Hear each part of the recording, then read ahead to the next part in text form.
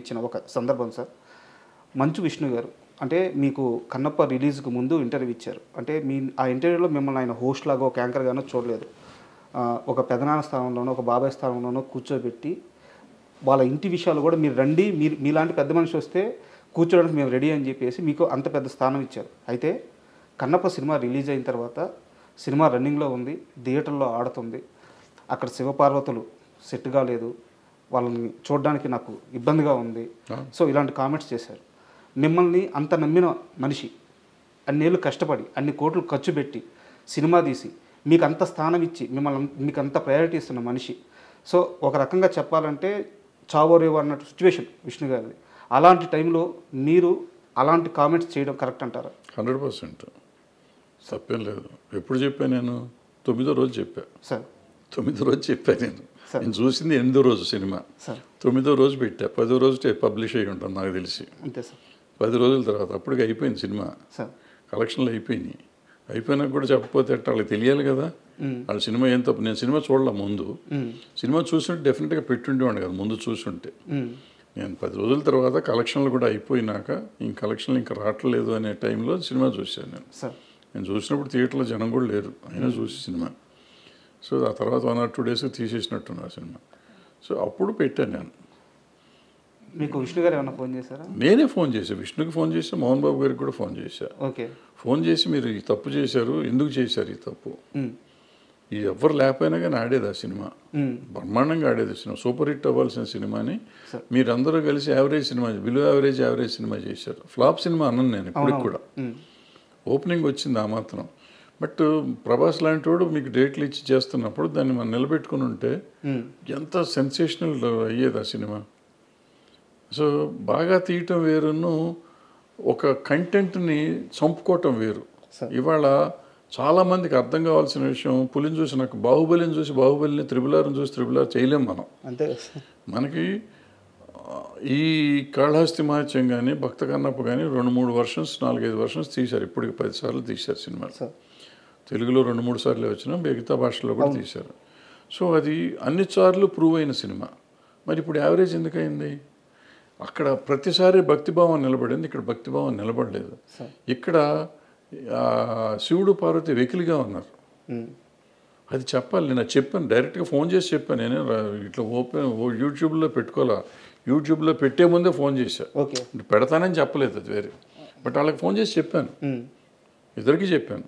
మోహన్ బాబు గారిని గట్టిగా అన్నా నేను, మీరు పట్టించుకుని ఉంటే ఇట్లా ఉండదు సినిమా.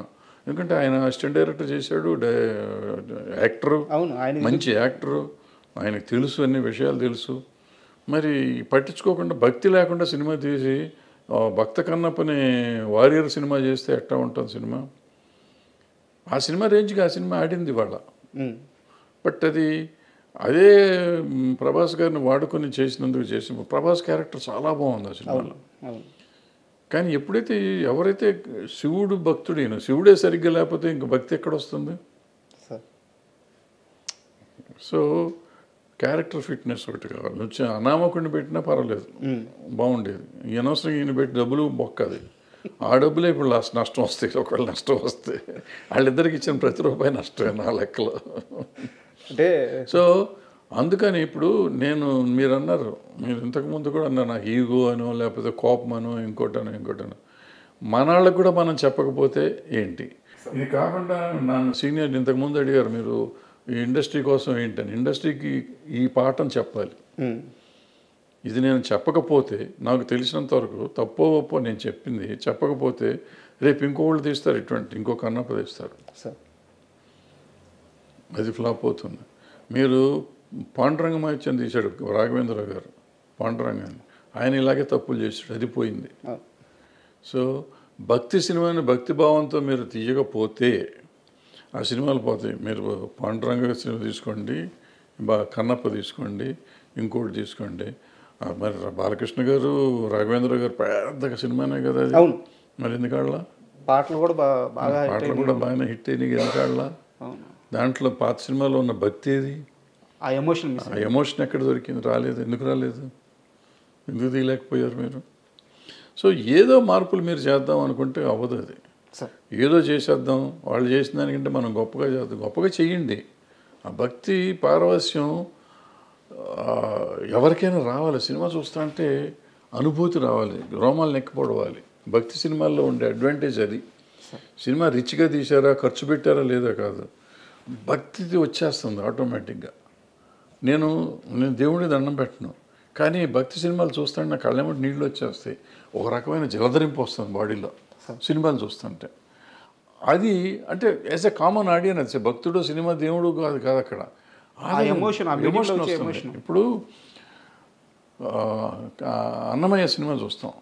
అన్నమయ్యలో ఆయన జీవితం అంతా ఆయన కోసం దారపోస్తాడు. దారపోసినాక ఆ లాస్ట్ సీన్లో ఉన్నప్పుడు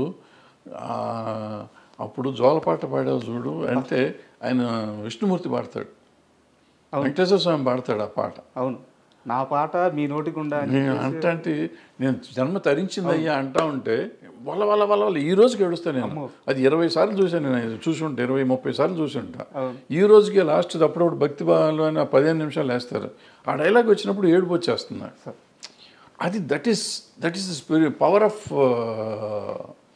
ఇది భక్తి. 1 మంత్ బ్యాక్ రాఘవేంద్రరావు గారిని కలిసాను సార్. ఆయన దగ్గరికి వెళ్ళి ఒక సందర్భం వెళ్ళి బ్లెస్సింగ్స్ తీసుకున్నాను. ఆ సమయంలో ఈరోజు మీరు ఏదైతే ఎగ్జాంపుల్ చెప్పారో ఆ గడప దగ్గరికి వచ్చి తను రాసిన పాటలన్నీ అక్కడ వేసి ఆ దర్శనం అవ్వగానే అదే ఎగ్జాంపుల్ సార్ నాకు ఆయన చెప్పినప్పుడు ఈ రోజుకి ఆయన అన్నమయ్య అంటే రాఘవేంద్రరావు గారు అలాగే పులకరించిపోతున్నారు. ఆయన నేను తీయలేదా ఆ సినిమా, వెంకటేశ్వర స్వామి నా చేత తీపించుకున్నారు అంటున్నారు.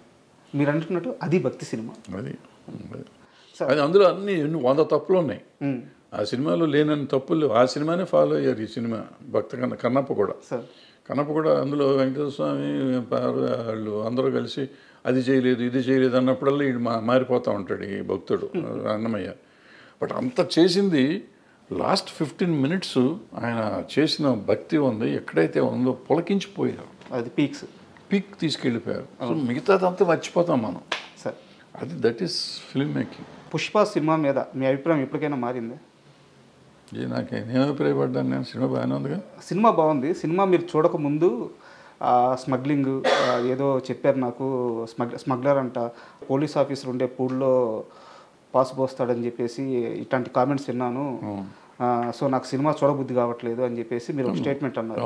సినిమా చూసిన తర్వాత మీ అభిప్రాయం మారిందా? సినిమా కూడా నేను ముక్కలుగా చూసాను. నాకు సినిమా పెద్దగా అంటే బట్ నాకు సెకండ్ హాఫ్ నచ్చిందని చెప్పాను. తర్వాత వీడియో పెట్టాను, మీరు చూడలేదేమో. సెకండ్ హాఫ్లో ఫ్యామిలీ ఎలిమెంట్ ఏదైతే ఉందో మిగతా సినిమా అంతా చండాలో నాకు ఇప్పటికీ కూడా. కానీ నా పెద్ద ఇష్యూ మామూలు రెగ్యులర్ కమర్షియల్ సినిమా అదే పెద్ద పట్టింపు కాదు. కానీ వైఫ్ అండ్ హస్బెండ్ ఎలిమెంట్ తీశాడు, అద్భుతంగా తీశాడు. వాళ్ళిద్దరూ ఆ అమ్మాయి ఈయన కోసం, ఈయన అమ్మాయి కోసం పడే పాటలు ఉన్నాయి. పుష్ప రష్మిక కోసం, అర్జున్ రష్మిక కోసం, రష్మిక అర్జున్ కోసం వాళ్ళు మాట్లాడే మాటలు కానీ కమర్షియల్గా బాగున్నా కూడా నిజంగా కూడా ఎమోషనల్గా కూడా ఉన్నాయి. అట్ ద సేమ్ టైం ఒక భార్యాభర్తల అనుబంధాన్ని అటువంటి క్యారెక్టర్స్ మీద చూపించడం అనేది చాలా గొప్ప విషయం.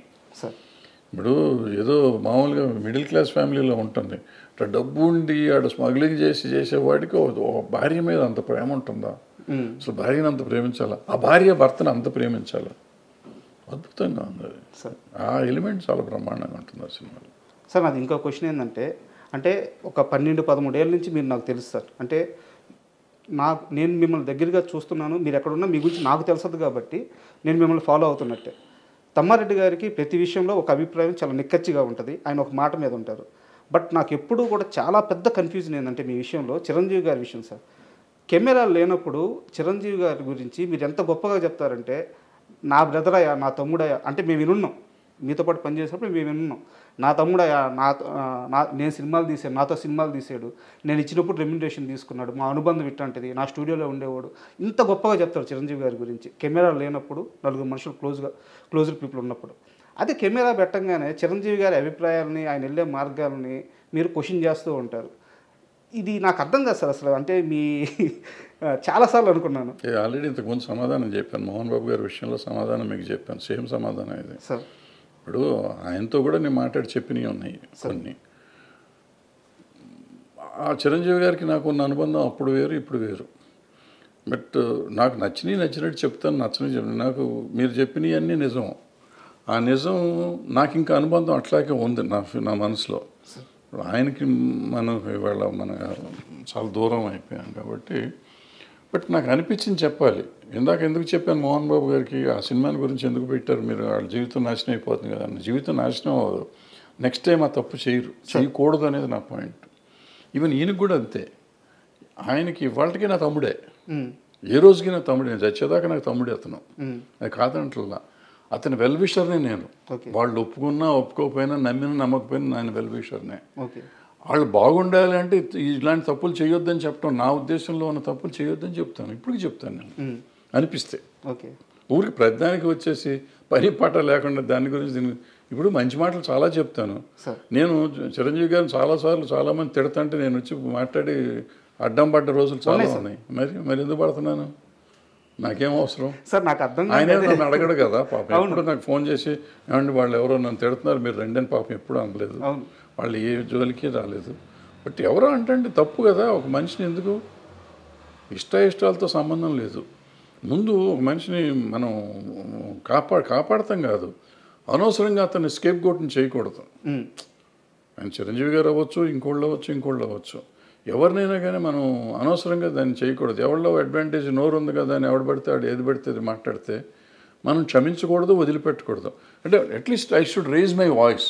సార్ ఆయన కోసం నేను మంచి కోసం చెప్తాను. ఏదైనా తప్పు అని నేను చెప్పేది చాలామంది నెగిటివ్గా తీసుకుంటారు. నెగిటివ్ కాదు, నా ఉద్దేశంలో పాజిటివ్. అతనుకున్న చరిష్మాకి ఆయనకున్న దానికి కొన్ని ఆయన చేయకుండా ఉంటే బాగుంటుందని నాకు అనిపిస్తుంది. బట్ ఆయన పరిధిలో ఆయనకుంటే ఆయనకుంటేది మన అవసరం అనుకో ఎక్కువ. బట్ ఆగలేను. అది కూడా ఎవరిని అడిగితే చెప్తాను, కావాలని పెట్టి వీడియో పెట్టి చెప్పడం అనేది నేను చేయను.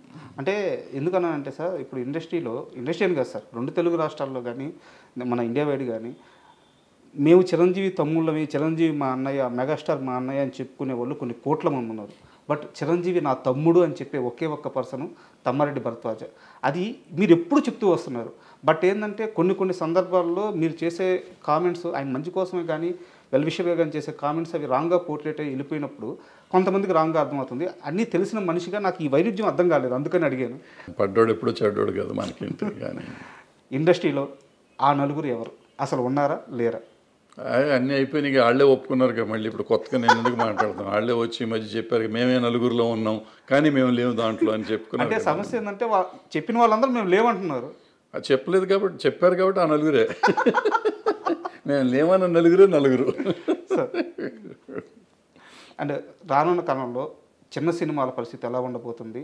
ఇప్పుడున్న ఇండస్ట్రీ విధానం అంటే ఈ సినిమాలు తీసే విధానం కానీ, కోట్లు ఖర్చు పెట్టి హీరోలకి ఈ భారీ రెమ్యునరేషన్ ఇచ్చి వెళ్తున్న ఈ విధానం కానీ ఇండస్ట్రీ రాబోయే 10-15 సంవత్సరాల్లో ఏ స్థాయిలో ఉండబోతుంది మీరు అనుకుంటున్నారు? చిన్న సినిమాల పరిస్థితి ఎలా ఉండబోతుంది? పెద్ద సినిమాలు తీసే నిర్మాతల పరిస్థితి ఎలా ఉండబోతుంది? ఏం చాలా దుర్భరంగా ఉంటుంది, చూడాలి. అంటే మంచి సినిమాలు కొంచెం చిన్న సినిమాలు అది మన కోర్టు ఆడినట్టు, బలగం ఆడినట్టు చిన్న సినిమాలు ఆడుతున్నాయి కదా, అట్లా ఆడుతూనే ఉంటాయి. But bad position